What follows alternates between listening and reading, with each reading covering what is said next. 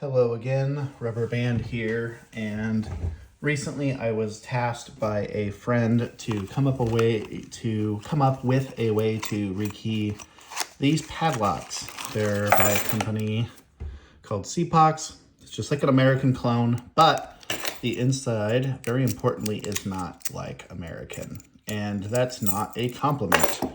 But figure in case other people or smiths have to rearrange these, it will be a little explainer. So we've got pretty standard American clone looking body. I'm gonna get a pinning tray so I have a place to put everything, follower.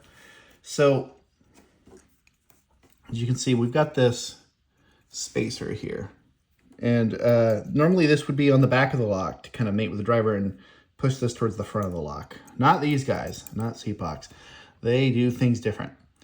So you notice there's no clip or anything on the back here. So here in the 6th chamber, there's a spring-loaded pin. It's just a big driver, and it fits into a machined groove in the plug and allows it to rotate to 90 degrees, but only 90 degrees. So that means that you can't get to these normal rekey holes, and you might be able to see it, but in the rekey holes. But this entire side of the plug is skeletonized. It's scalloped out, which is cost savings, I'm sure. But it means that if you take this apart the wrong way, the top pins fall all over the place into this area, because you do have to rotate this way over here to be able to get the plug out, because you can only push up this pin one way. So I will demonstrate that. So this pin is in the back. I'm going to access it with this probe. I'm going to rotate it just about 5 degrees. And once I'm here, I'm going to take the probe out, and I'm going to fetch me a shim to get past this pin, which is in the 6th chamber. Back from the 36th chamber. Okay, so we have it seated behind the face of the plug, and we'll know that because we can actually push everything out with the shim. Okay, so that means that we're ready to follow it. So you're gonna keep the shim riding with the plug. So I'm going to get my follower matched up here. I'm gonna push everything with it. And now I'm gonna just follow. I'm gonna make sure the shim stays as a bridge. Okay, and I'm gonna push that. Make sure I can get everything through. All right. So as you can see right here, see that's fully scalloped out. Okay, here's the groove where the pin rides, and then this skeletonizing is further cost-saving measurements. So we're gonna just go ahead and dump these pins. We're converting this to a 4-pin, so we don't need that.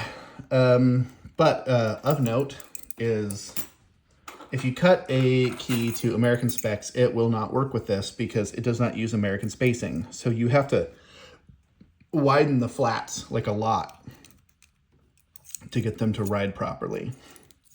So we'll do that part here in just a second.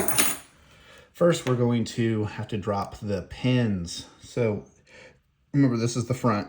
So we'll go push this guy all the way to the back here. Get my pinning tweezers.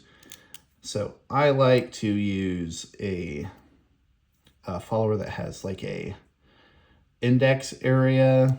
This would normally be where the back of like a rim cylinder or something that needed a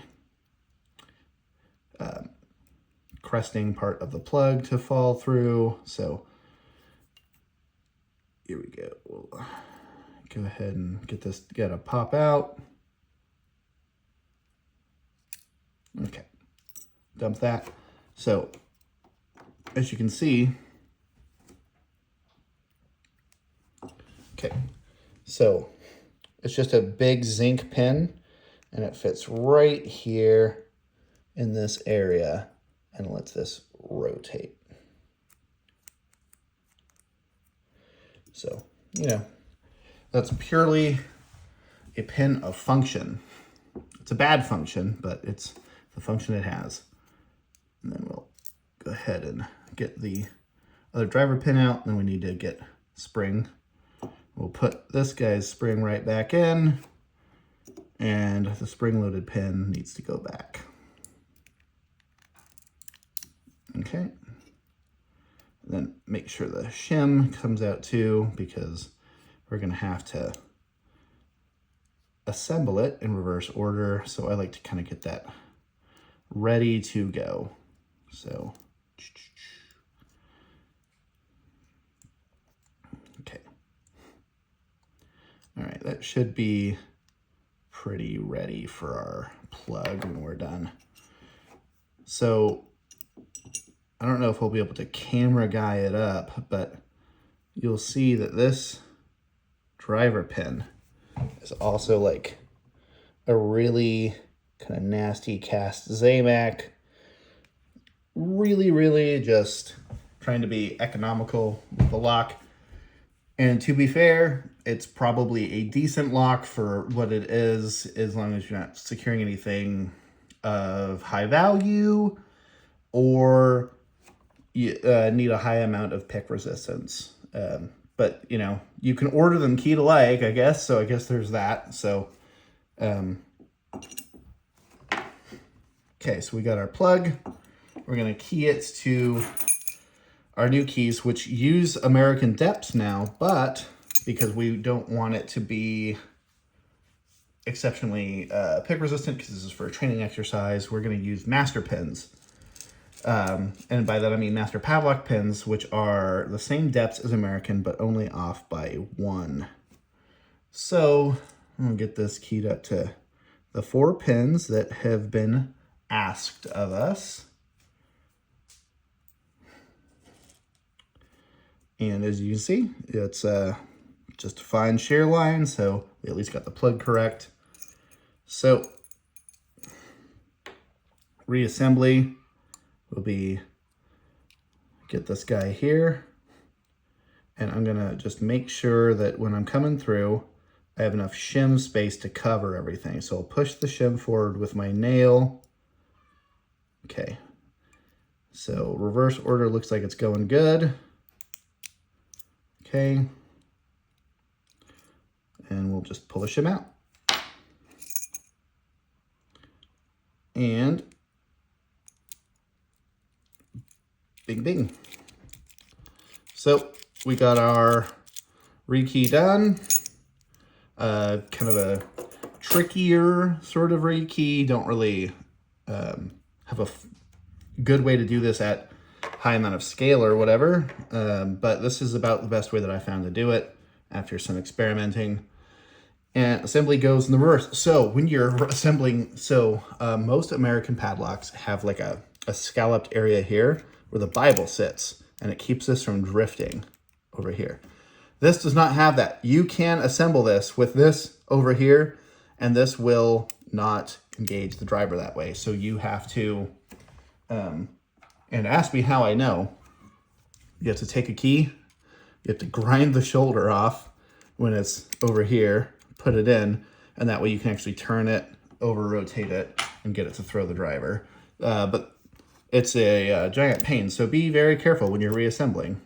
I might be professional, but professionals make mistakes too.